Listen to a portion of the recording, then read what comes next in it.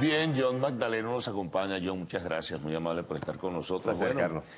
¿Y ahora qué? Es la pregunta que surge, ¿qué va a pasar? ¿Qué va a surgir? ¿Qué escenarios se plantean en este momento?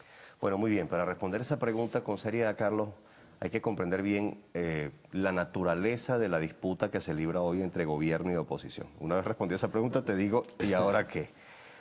Lo que vive Venezuela hoy y lo que encara la oposición en particular equivale como una simultánea de ajedrez. Es decir, si tú encaras un régimen autoritario, como en efecto ya en la comunidad politológica internacional se reconoce abiertamente, tú tienes que jugar en varios tableros simultáneamente. ¿Cuáles son esos 8 tableros que yo veo en los que se libra la disputa entre gobierno y oposición? Bueno, primer tablero, la opinión pública nacional. Alrededor de 7 u 8 de cada 10 venezolanos demandan cambio político, pero eso se está moviendo. Esa frecuencia se está moviendo, la intensidad y la magnitud de los que demandan cambio político varían y el gobierno intenta influir sobre la magnitud de los que demandan cambio político. Así que la primera tarea de la oposición es fortalecer la demanda de cambio político en la opinión pública nacional. Segundo tablero de juego, la movilización social.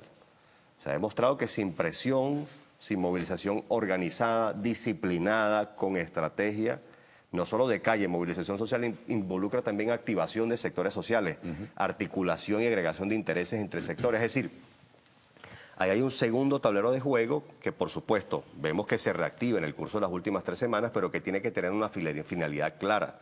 Es decir, presionar por la apertura de algunas garantías constitucionales que están en este momento retenidas discrecionalmente por parte de las instituciones públicas, particularmente las elecciones.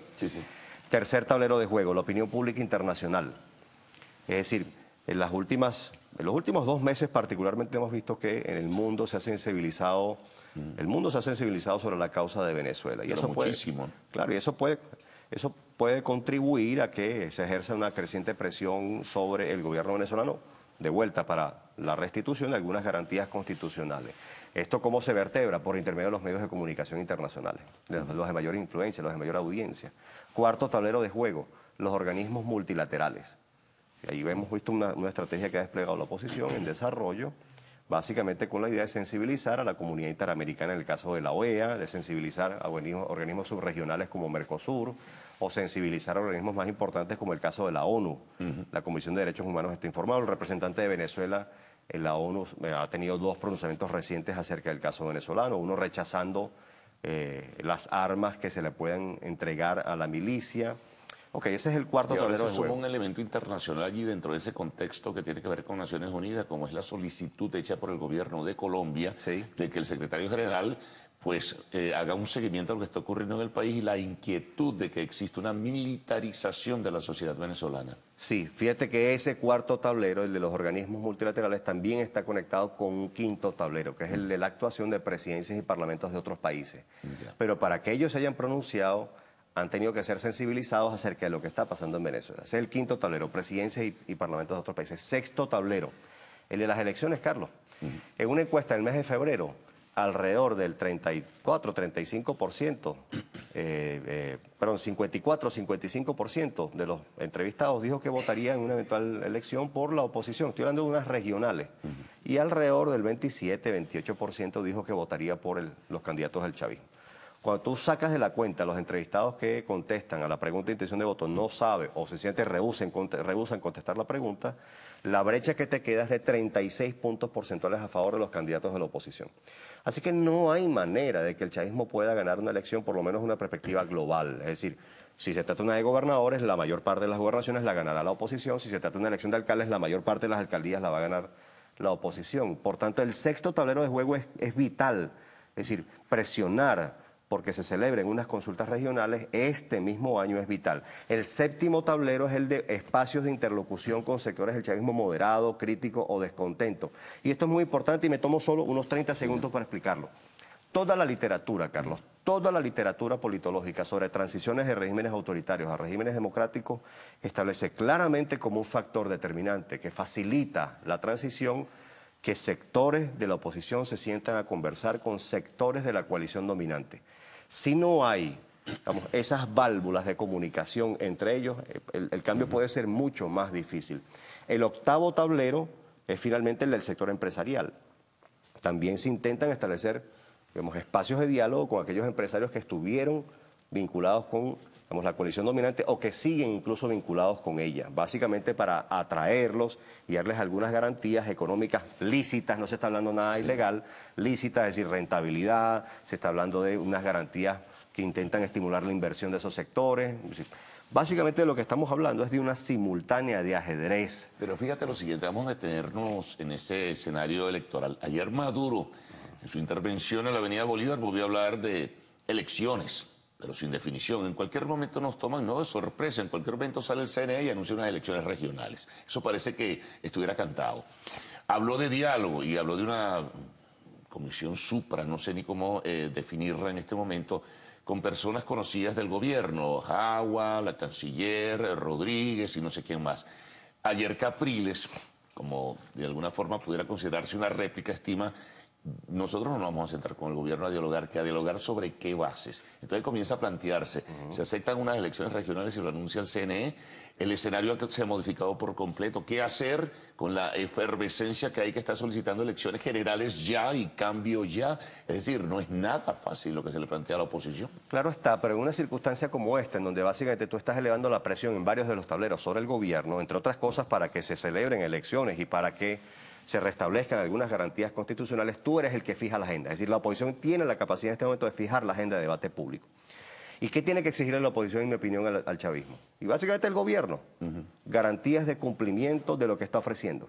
Garantías de cumplimiento. Ellos firmaron en noviembre y, claro, y pero no ¿qué se quiere decir? ¿no? Claro, pero ¿qué quiere decir? Que no se cumplió el... Pues por supuesto, Carlos, pero el punto es garantías de cumplimiento de lo que estás ofreciendo de nuevo. Es decir, dame las señales concretas de que lo vas a cumplir, cúmplelo, es decir, que se produzca el anuncio de la convocatoria de elecciones, que se produzca, por ejemplo, la liberación de los presos políticos, es decir, garantías de cumplimiento. Ah, tú das estas garantías de cumplimiento, que yo me puedo sentar. Entonces, en esta ocasión... Sí, pero fíjate una cosa, John, que, ok, te pueden anunciar vía CNE elecciones regionales, que es a lo que yo no creo que van a aceptar unas elecciones generales. Ah, pero entonces no aceptan liberación de los presos políticos, no aceptan el respeto a la institucionalidad de la Asamblea, sino medianamente. ¿Y qué pasa con las decisiones que ha tomado la Asamblea? Ha aprobado leyes, no las vas a reconocer. Y a la par de eso, la crisis humanitaria. ¿Cómo abres, pero con seriedad, los caminos, o los canales, perdón, para enfrentar la crisis humanitaria? Entre tanto, tú estás jugando la simultánea de ajedrez. Entre tanto, tú estás elevando la presión en todos estos tableros. Entre tanto, en el fondo, tú lo que estás haciendo es acumular fuerza. Sí. Acumular fuerza. Sí. Es decir, para poder presionar, para poder sentarte, digamos, con capacidad de disuasión frente al gobierno, de forma tal que él se vea obligado a ceder en algunas de estas temáticas, de estas materias sobre las cuales tú estás haciendo exigencias. Lo que no puede ocurrir es, por un lado, ni sentarse para bajar la presión, que fue el error del año pasado, ni por otro lado tampoco aprovechar algunos de los intersticios de las oportunidades que te ofrece el gobierno en una eventual conversación. ¿Qué hacer, por ejemplo, en la oposición? Se me ocurre preguntarte, con los radicales, ¿cómo manejar ese asunto que es Maduro vete ya o si no, no me siento? Pues eso es importante porque hay radicales. Y aquellos guabinosos que buscaron sus propios intereses, claro, que están también dentro de la oposición, porque también los hay en el gobierno, ¿no? Y están según las circunstancias también. Bueno, frente a los radicales, vamos a decirlo así, frente a los extremistas, porque una cosa, hay radicales lícitos, vamos a decirlo así. Sí, bueno, no se entiende. Pero claro, frente a los extremistas, la propia realidad es suficiente, Carlos. Es decir, si usted no comprende que está frente a un régimen autoritario y que el juego para promover el cambio es complejo frente al régimen, si usted no comprende que tiene que aprovechar algunas válvulas, los intersticios que le va dejando el régimen autoritario y presionar para abrir otras, si usted no comprende esto, entonces usted no comprende la naturaleza del juego. Si usted cree que, por ejemplo, con una declaración frente a los medios de comunicación el gobierno va a salir corriendo a convocar elecciones y va a liberar presos políticos, usted no está entendiendo nada de lo que está pasando en Venezuela. Así que yo veo a algunos líderes políticos, por cierto, en esa postura, declarando, formulando las exigencias al gobierno como si acaso tuvieran 6 flotas y, digamos, 4 divisiones de infantería detrás, cuando en realidad no tienen ninguna capacidad real de negociación.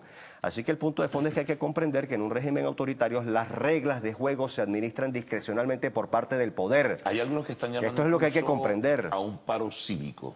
¿Tiene sentido un paro cívico en este contexto? Bueno, en mi opinión, lo que suena a paro, evidentemente recuerda unos episodios del pasado. Sí.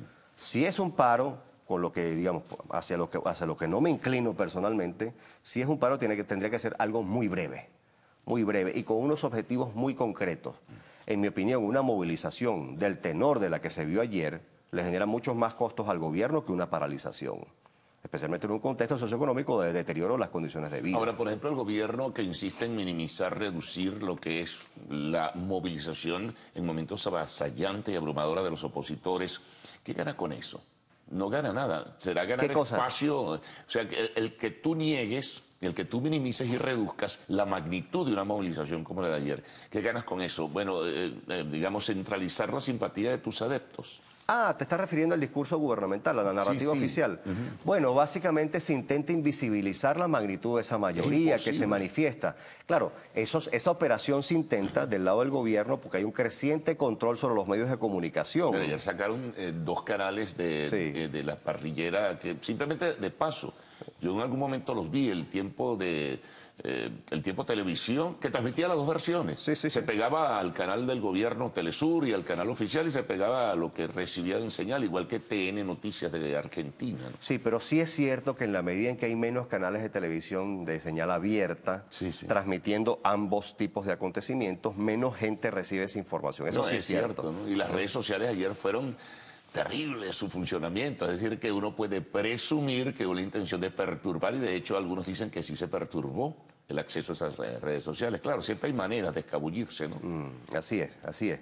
Pero de vuelta, el problema de fondo, Carlos, es comprender cuál es el juego estratégico que usted tiene enfrente. Es decir, básicamente la oposición, si quiere elevar la probabilidad de un cambio, tiene que jugar estas simultáneas de ajedrez en todos estos tableros y acumular fuerza.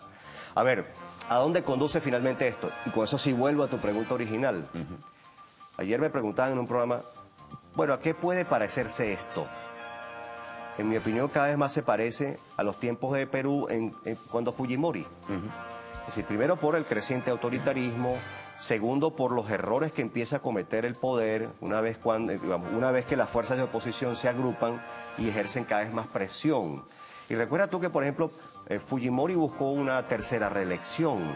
Y recuerda que, por ejemplo, una negativa respecto de garantías procedimentales para que las elecciones se celebraran en condiciones más o menos equitativas.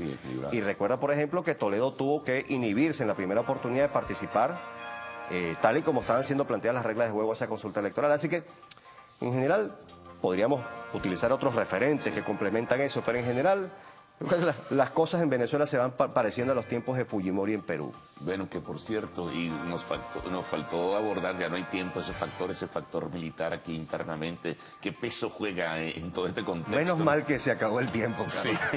Sí, porque ya veremos. Sí, bueno, también apoyaron a Fujimori y después le quitaron la alfombra, ¿no? Sí, señor. Sí, señor. Bueno, cosas de la historia política latinoamericana. Nos vamos a una pausa, al retorno a lo actual.